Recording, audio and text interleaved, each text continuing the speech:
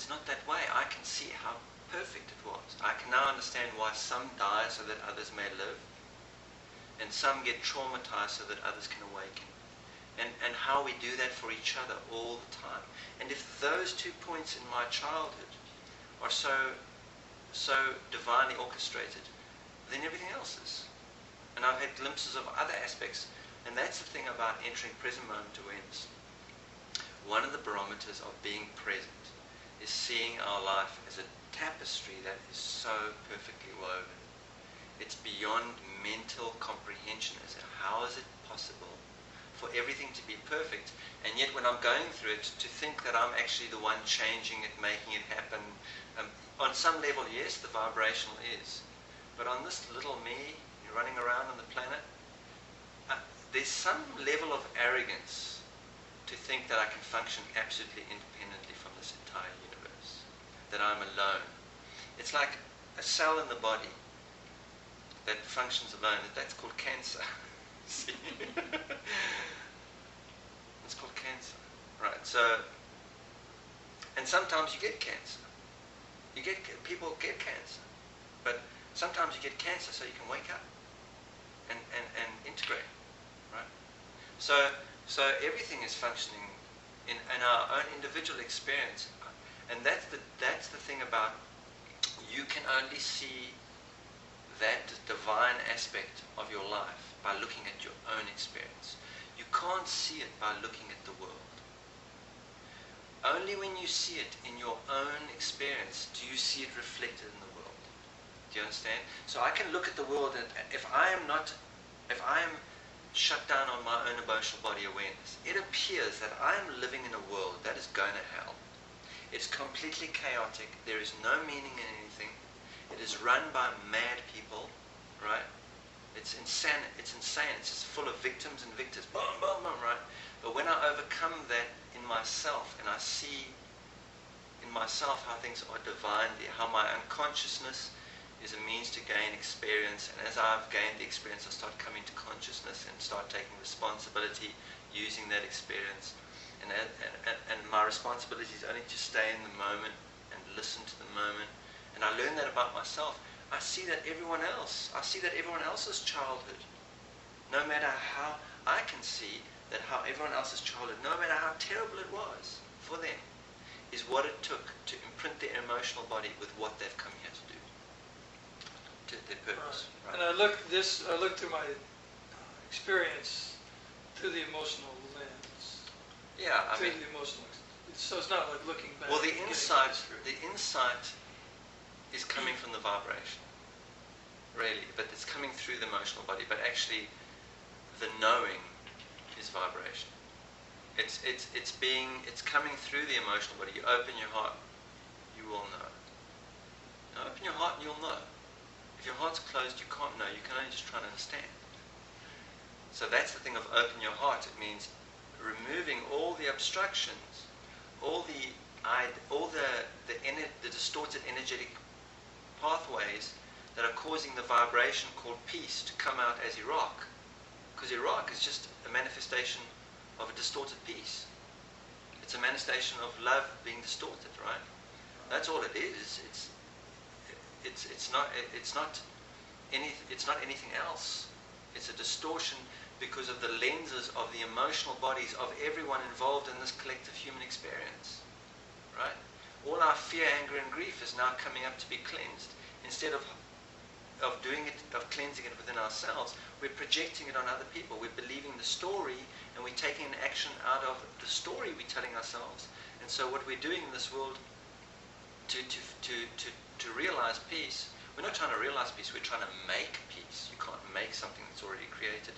So all we're doing is operating it, and there's something for us to learn about that, otherwise it wouldn't be happening.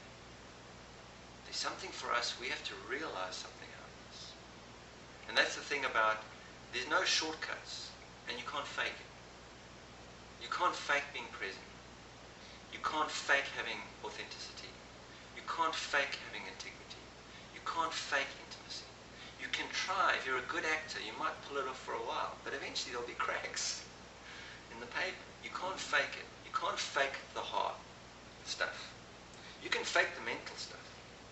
You can stand up and fake being oneness. You can talk Advaita and fake it. It's very easy to do. Talk oneness.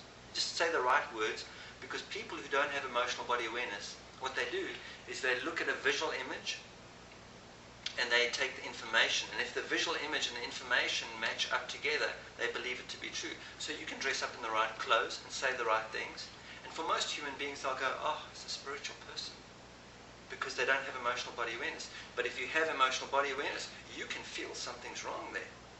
There's something unintegrated, right? And it will come out sooner or later. You can pretend to have it all together, but it's not about pretense, it's about presence, right? And eventually it will come out in some way. The unintegrated stuff will come out, and that's the story of the priest who stands up every Sunday and speaks holy words and is caught with the prostitute early on Monday morning, in the early hours of Monday morning, because they're speaking, they're pretending. They actually haven't done the hard work. They're doing it mentally. You can take anything mentally, and so we can approach peace mentally and physically for as long as we want. But the fact is, it's garbage, and the proof is in the pudding. The reality that actually unfolds is one of fear, anger, and grief. Why? Because that is what's obscuring the peace. What caused 9/11? Fear, anger, and grief. That's what caused it. And until that is resolved, there's always going to be 9/11s. You can't go and make agreements and do change physical circumstances and think you're going to actually adjust that situation, right? So there's part of me, I guess, that thinks that if I live from an open heart, Yes. then, and if I truly get cleaned out, whatever that, integrated, then I won't be triggered anymore. Well, you probably won't react anymore, but in my experience of it is, you see, you're trying to find a destination again, and that's the mental body, right? This is an eternal journey. It's a journey without end, right? It's an eternal journey, right? And so, for me, it's about compensation. And when I use the word compensate, I mean, when a pilot takes off in a plane and they're flying, they don't just set the course and start chatting. Even if you set autopilot, the plane's not staying on course. It's constantly adjusting itself because of the turbulence, right? The impacts, the turbulence. And every day is like that. This is an energetic experience for you, profoundly energetic. It's like being in an ocean of energy. And there's going to be high tides and low tides. There's going to be storms and there's going to be quiet. That's true. We take it and flatten it out, don't we? Yeah, well, we want it to be flat. We want nothing, we want it to be just stop everything. That's what we think. If nothing's happening, we're terrified of nothing happening, but actually we don't want anything to happen, right? Try and stop everything. But actually, it's not about stopping. It's about being able to respond to whatever happens in each moment. And not to have an idea of what's going to happen and when it's going to happen or even why it's going to happen, but just to, when it's happening, to respond to it. Trim the sails, move the rudder. And that trimming of the sails and moving the rudder, or moving the joystick. They call the joystick in the airplane, right? That's the controls of the airplane. It's the joystick, right? So move the joystick, and the joystick is not about being happy all the time. It's about feeling everything. If joy is a relationship with my emotional body in which I allow myself to feel everything.